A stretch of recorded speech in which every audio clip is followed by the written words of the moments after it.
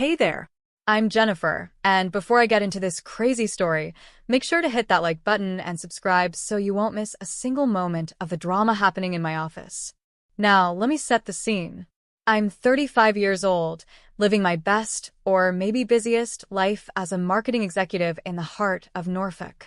My days are packed with pitch meetings, late nights at the office, and way too much coffee. Jennifer, you're going to burn out if you keep this up, my coworker Linda says as she glances at the clock. She watches me finish another presentation for a big client. I shrug. I can't help it. The Hendrick account is driving me crazy. Linda smirks. Speaking of crazy, where's that trail mix you always keep in your drawer? I pause, realizing my snack drawer is suspiciously empty, again. I frown. Gone. I swear, Linda, I'm not losing my mind. Someone's been stealing my snacks. Linda chuckles. Bet you $5 it's Harris, she whispers, nodding toward the cubicle next to mine. Ah, Harris Swift, the office charmer. He's the guy with a smile so smooth he could probably sell ice to an Eskimo. Too bad that smile hides his true self. Did you actually see him near my desk? I ask, narrowing my eyes. Not exactly, but come on. He's always mooching off people, whether it's their ideas, their work, or apparently their food. Why not your snacks too? Linda leans back, clearly entertained by the thought. I sigh, rubbing my temples. I can't just accuse him without proof. HR would have a field day. Then get proof, Linda suggests, her eyes lighting up with mischief. Before I can respond, my phone buzzes. It's my sister, Camilla. Jennifer, emergency. The florist just canceled. Camilla's panicked voice echoes through the phone. I groan. Wedding drama, just what I needed on top of everything else. Take a deep breath, Camilla.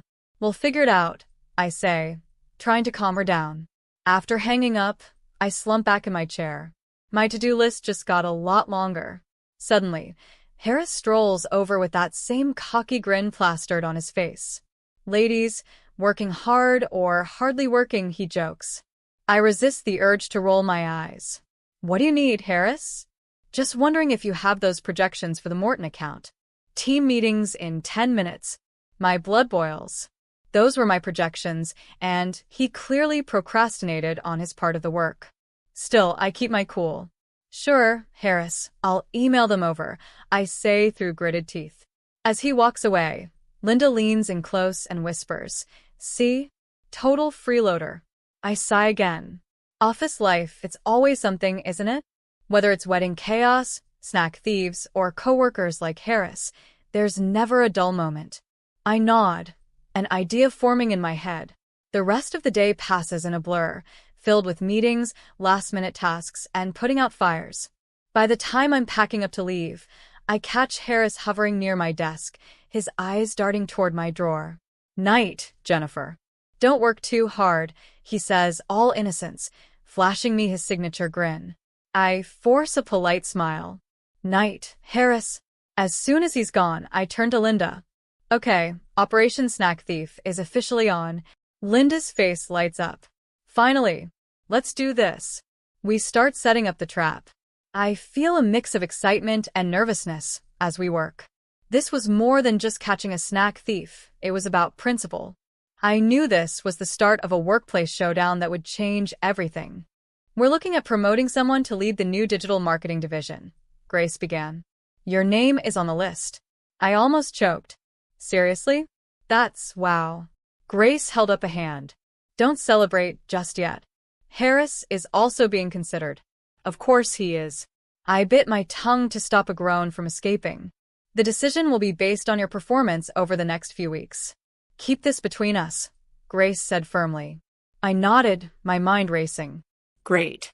Now I had to catch a snack thief and outperform Harris for a promotion. Got it, I replied, determined to tackle it all. The game was officially on. As I left Grace's office, my mind raced. This promotion just became even more important. Walking back to my desk, I spotted Harris lingering nearby, pretending to look busy. It was time to set my plan in motion. Grabbing my phone, I put on my best urgent call act. Hello. Yes, this is Jennifer. Oh no, really? Okay, I'll be right there. I rushed out of the office, leaving my lunch bag in plain sight on my desk. From a corner of the hallway, I watched Harris glance around nervously. He casually strolled over to my desk, acting like he was just passing by.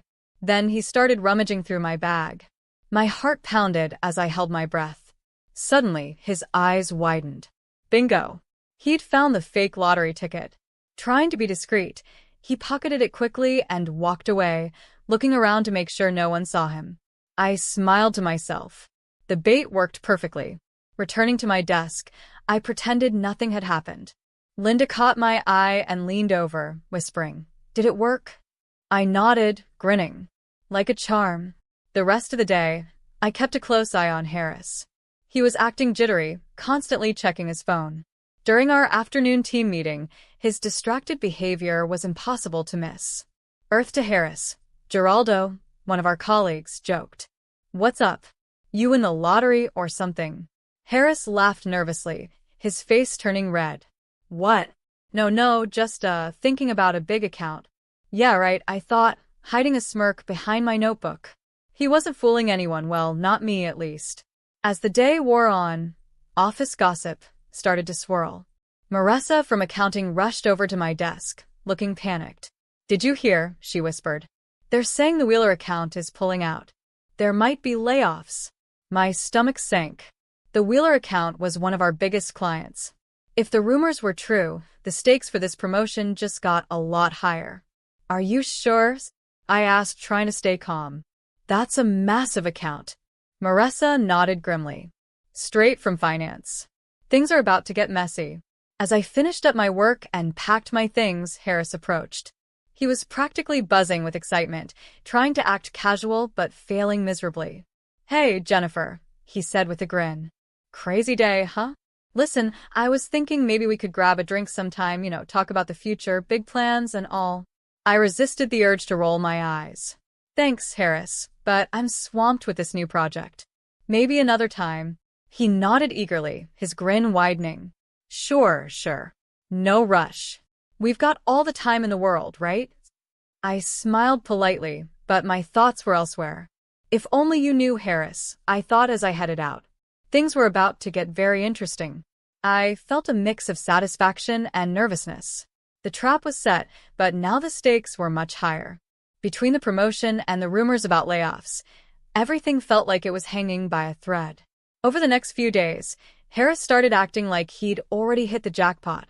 Or at least, in his mind, he had. He strutted around the office with a new kind of confidence, whispering to anyone who would listen. "Jennifer," Linda hissed from her desk one afternoon. "What's Harris telling Geraldo over there?" I leaned in, trying to catch what he was saying. His voice carried just enough for me to hear him say, "Just waiting for the funds to clear. Then I'm out of here," thinking maybe a Caribbean vacation. I couldn't believe my ears. "Unbelievable," I muttered to Linda. "He's planning vacations while the rest of us are worrying about losing our jobs." "Speaking of which," Linda added, "have you noticed how empty his desk has been? He's barely been around." That gave me an idea. I quickly typed up an anonymous email to HR, detailing Harris's frequent absences.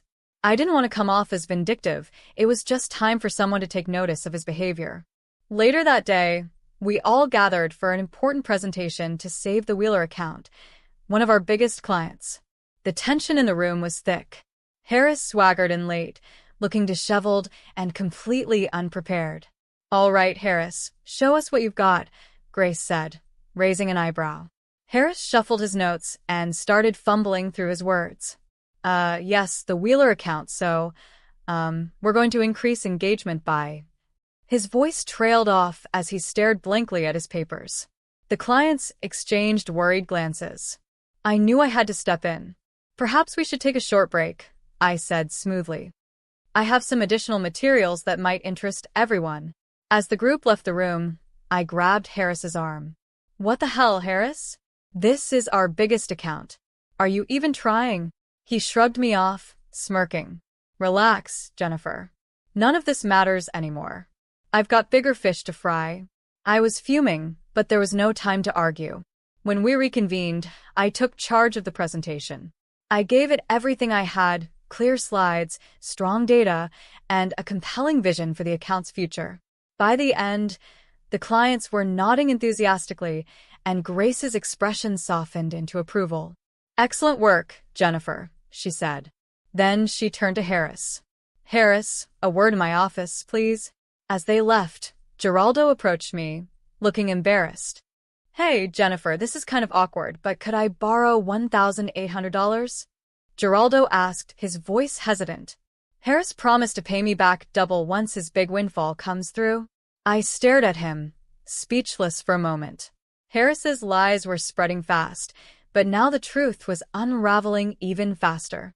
This was far from over. I continued to stare at Geraldo, completely stunned. "Wait, how much did you give him?" He shifted uncomfortably, avoiding my eyes. "About $2,000, he muttered. "But it's fine." He showed me the ticket and everything. My heart sank. This had gone way too far. I tried to stay calm, but inside I was boiling. Harris's lies were dragging everyone down with him. Later, as I organized files for the Wheeler account, I noticed something strange. The strategies and ideas in the files, they were mine. Every single one of them. But they had all been signed off by Harris. "What a sneaky little thief," I muttered under my breath. I dug deeper, finding email after email where he had taken credit for my work. This wasn't just about snacks or a fake lottery ticket anymore. Harris had been stealing my ideas all along. Furious, I started copying everything into a separate folder. As I finished up, Harris burst into the office, looking panicked. "Jennifer, I need to borrow some cash. It's an emergency." I crossed my arms and gave him a hard look. "What kind of emergency, Harris?" He glanced around, then leaned in, whispering like he was sharing some big secret. "Look, I can't say too much, but let's just say I'm about to come into a lot of money. I just need a little to tide me over. I'll pay you back triple, I swear." I shook my head, disgusted. "Sorry, Harris. I'm not a bank, and I don't hand out loans." His face twisted in frustration as he stormed off, muttering something under his breath. I turned back to my computer, my resolve hardening. Enough was enough. Harris's lies, his theft, and his freeloading ended now. I started gathering everything, the emails where he had stolen my ideas, the records of his absences, and even testimonies from co-workers who had loaned him money. Piece by piece, I built a solid case. Harris's house of cards was about to collapse, and I was going to be the one to push it over. The next day, the office buzzed with chatter as Harris walked in like he owned the place. He was wearing a suit that probably cost more than my rent. He clapped his hands together and smirked. "Gather round, peasants," he announced loudly. "Your golden boy is moving on to greener pastures." I exchanged a baffled look with Linda, who mouthed, "What the hell?" Harris grinned like a Cheshire cat, basking in everyone's attention. "That's right, folks. I've hit the jackpot. No more late nights, no more deadlines, no more Grace breathing down my neck. I'm leaving this dump behind." Grace emerged from her office, her face thunderous. "Harris, what's the meaning of this?" He laughed obnoxiously, spreading his arms wide. "Oh, Grace, sweet, simple Grace. I don't have to explain myself to you anymore. I'm rich, baby." I bit my lip to hide my smirk. Little did Harris know, his reign was about to come crashing down, and he was standing on the edge of the cliff. I stepped forward, my voice steady but firm. "Actually, Harris, I think you do need to explain yourself." The room fell silent as I pulled out a folder and handed it to Grace. "This contains evidence of Harris's theft of intellectual property, fraudulent reports, and exploitation of company resources," I said clearly.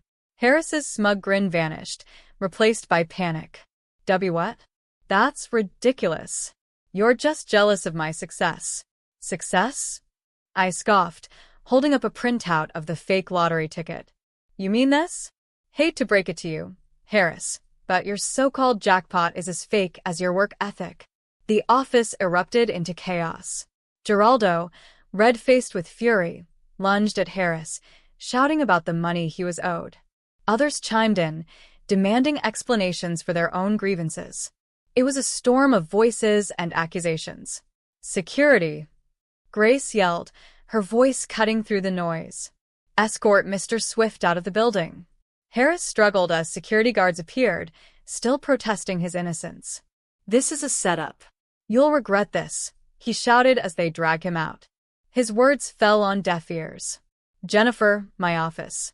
"Now," Grace said firmly, turning to me.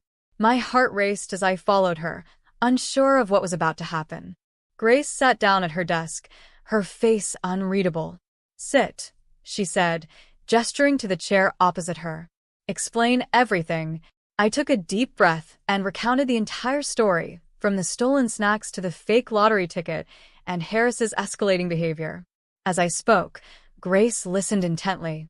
Her expression shifted from disbelief to anger, and then to something I could only describe as admiration. "Well, Jennifer," she said at last, her tone measured. "I must say I'm impressed.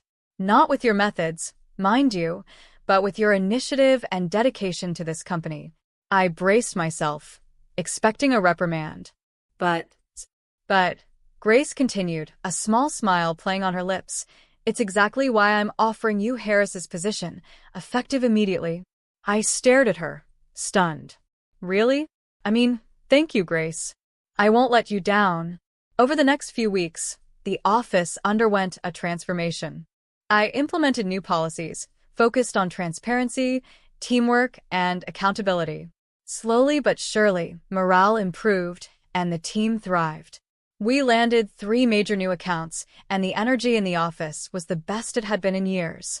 As for Harris, his downfall was nothing short of spectacular. News trickled in that he had tried to claim his lottery winnings, only to be laughed out of the lottery office when they revealed his ticket was fake. He vanished after that, leaving behind a legacy of embarrassment. Life in the office wasn't perfect, but it was better than it had ever been. As I settled into my new role, I couldn't help but feel a sense of pride. Justice had been served, and the future looked brighter than ever. 2 months later, I found myself at my sister's wedding, standing at the center of the room with a glass in hand, ready to give my maid of honor speech. The air buzzed with joy and excitement as everyone settled in to listen. I took a deep breath and began. "Life's funny," I said with a smile. "Sometimes the path to success isn't straight. It's full of twists, turns, and even a few people who try to take advantage of you." The crowd chuckled, and I glanced at Linda, sitting near the back. She gave me an enthusiastic thumbs up, and I couldn't help but grin. "But if there's one thing I've learned," I continued, "it's this: integrity and perseverance always win in the end." So, here's to the bride and groom, and to facing life's challenges head-on. Applause erupted as I raised my glass, and the bride and groom beamed with happiness. The moment was perfect, filled with love, laughter, and new beginnings. But just as I sat down, my phone buzzed. Curious, I glanced at the screen. It was a news alert. "Former marketing executive arrested for fraud," the headline read. I couldn't suppress the small smile creeping across my face. Karma, I thought. Harris had finally gotten what was coming to him. Apparently, after his dramatic exit from the office, Harris had burned bridges everywhere. He'd scammed so many people that his lies finally caught up to him. Angry creditors, duped coworkers, and false promises had piled up, and now the law had taken notice. Harris wasn't just a disgraced former coworker anymore. He was facing serious consequences. It felt like the final chapter of a wild story. Justice had been served, and in Harris's case, it wasn't just a dish best served cold, it was a full-course meal. The thought of him trying to explain himself in court almost made me laugh out loud. But as I sat there, a question popped into my head. If I were to go back and relive those moments, would I have done anything differently?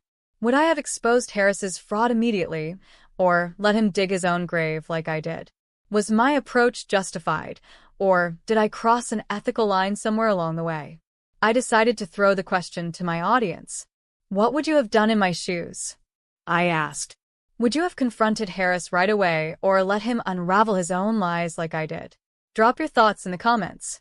I'd love to hear your take on this office showdown. Before I left, I added one last note. And if you enjoyed this wild tale of workplace drama and justice, Don't forget to smash that like button and subscribe for more juicy stories. Trust me, you don't want to miss what's coming next. As I looked around the room, surrounded by my family, friends, and newfound clarity, I realized one thing. Life has a way of rewarding patience and integrity. And for people like Harris, well, karma takes care of the rest.